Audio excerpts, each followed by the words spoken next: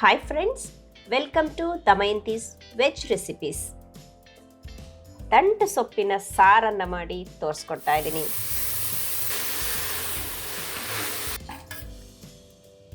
ಒಂದೊಳ್ಳೆ combination, super taste ಕೊಡುತ್ತೆ. ಖಂಡಿತವಾಗ್ಲೂ ನೀವು ಟ್ರೈ ಮಾಡಿ ನೋಡಿ. ದೋಸೆ, ಚಪಾತಿ ಇಂಥವಕ್ಕಂತೂ ಹೇಳಿ ಮಾಡಿಸಿರ್ತಕ್ಕಂತಹ ರೆಸಿಪಿ. ಮುದ್ದೆ ಜೊತೆಗಂತೂ ಅದ್ಭುತವಾಗಿರ್ತಕ್ಕಂಥ ಕಾಂಬಿನೇಷನ್. ಹಾಗಾದರೆ ಬನ್ನಿ ಹೇಗೆ ಮಾಡೋದು ಕ್ವಿಕ್ಕಾಗಿ ನೋಡ್ಕೊಬರೋಣ. ಒಂದು ಕಟ್ಟಷ್ಟು ದಂಟು ಸೊಪ್ಪನ್ನು ಕ್ಲೀನಾಗಿ ಸೋಸ್ಕೊಂಡು ಸಣ್ಣಕ್ಕೆ ಕಟ್ ಮಾಡ್ಕೊಂಡಿದ್ದೀನಿ.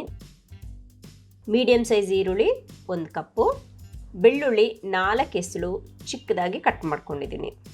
1 ಹಸಿಮೆಣಸಿನ್ಕಾಯಿ ಹಾಗೂ 2 ಒಣಮೆಣಸು 4 ಭಾಗ ಮಾಡ್ಕೊಂಡಿದ್ದೀನಿ. ಕರಿಬೇವಿನ ಎಲೆ, ಹೆಸರುಬೇಳೆ 1 ಟೀ ಸ್ಪೂನಷ್ಟು, ಕಡಲೆಬೇಳೆ 1/4 ಕಪ್ಪಷ್ಟು, ಜೀರಿಗೆ 1/4 ಟೀ ಸ್ಪೂನಷ್ಟು, ಟೊಮೆಟೊ ಮೀಡಿಯಮ್ ಸೈಜಿಂದು 1, ಉಪ್ಪು ರುಚಿಗೆ, ಅರಿಶಿನ ಪುಡಿ 1/4 ಟೀ ಸ್ಪೂನಷ್ಟು, ಸಾರಿನ ಪುಡಿ 1 ಟೀ ಸ್ಪೂನಷ್ಟು, ಎಣ್ಣೆ 1 ಟೇಬಲ್ ಸ್ಪೂನ್. ಒಲೆ ಹಚ್ಕೊಂಡ ನಂತರ ಕುಕ್ಕರ್ ಕಾಯಕ್ಕಿಟ್ಟಿದ್ದೀನಿ. ಕಾದ ನಂತರ ಎಣ್ಣೆಯನ್ನು ಹಾಕೋತಾ ಇದ್ದೀನಿ. ಎಣ್ಣೆ ಕಾದ ನಂತರ ಸಾಸಿವೆ ಹಾಕ್ಕೊಂಡಿದ್ದೀನಿ. ಸಾಸಿವೆ ಕಾದು ಚಡಪಡ ಅಂತ ಸೌಂಡ್ ಮಾಡೋಷ್ಟರಲ್ಲಿ ಕಟ್ ಮಾಡಿರುವ ಈರುಳ್ಳಿ ಹಾಕ್ಕೊಂಡಿದ್ದೀನಿ. ಒಣಮೆಣಸು, ಹಸಿಮೆಣಸಿನ್ಕಾಯಿ, ಬೆಳ್ಳುಳ್ಳಿ ತುಂಡುಗಳು, ಕರಿಬೇವಿನ ಎಲೆ ಇವನ್ನ ಸ್ವಲ್ಪ ಎಣ್ಣೆಯಲ್ಲಿ ಫ್ರೈ ಆಗೋಕ್ಕೆ ಬಿಡಿ. ಹೆಸರುಬೇಳೆ ಹುರ್ಕೊಳ್ಳಿ ಚೆನ್ನಾಗಿ.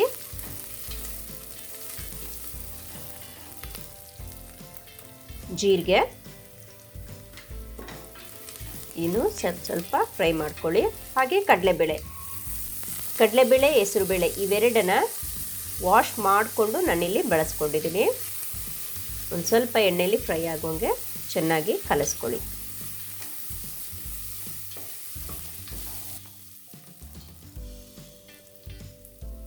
ಟೊಮೆಟೊ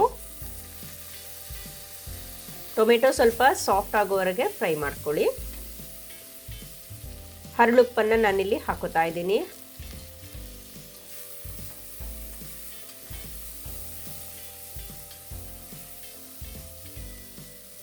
ಈಗ ಕಟ್ ಮಾಡ್ಕೊಂಡಿರುವ ದಂಟು ಸೊಪ್ಪನ್ನು ನಾನಿಲ್ಲಿ ಬಳಸ್ಕೊತಾ ಇದ್ದೀನಿ. ಸಣ್ಣ ತುಂಡಾಗಿ ಕಟ್ ಮಾಡ್ಕೊಂಡಿದ್ದೀನಿ ನೋಡಿ. ದಂಟು ಸಮೇತವಾಗಿ ನಾನಿಲ್ಲಿ ಕಟ್ ಮಾಡ್ಕೊಂಡಿದ್ದೀನಿ. ಅರಿಶಿನ ಪುಡಿ, ಸಾರಿನ ಪುಡಿ,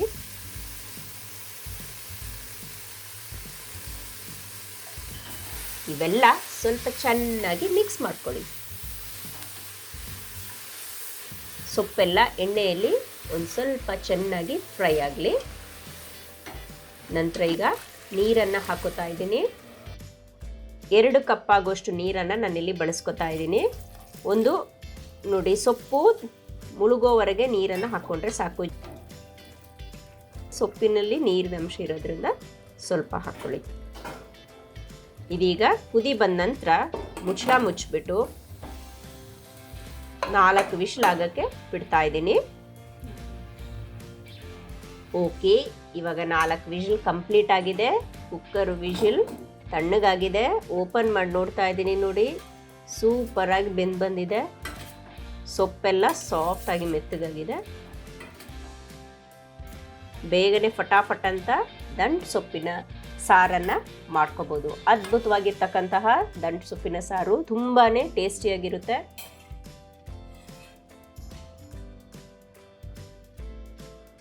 ದೋಸೆ, ಚಪಾತಿ ಇಂಥವಕ್ಕೆಲ್ಲ ಒಂದು ಒಳ್ಳೆ ಕಾಂಬಿನೇಷನ್ ಅಂತಲೇ ಹೇಳ್ಬೋದು.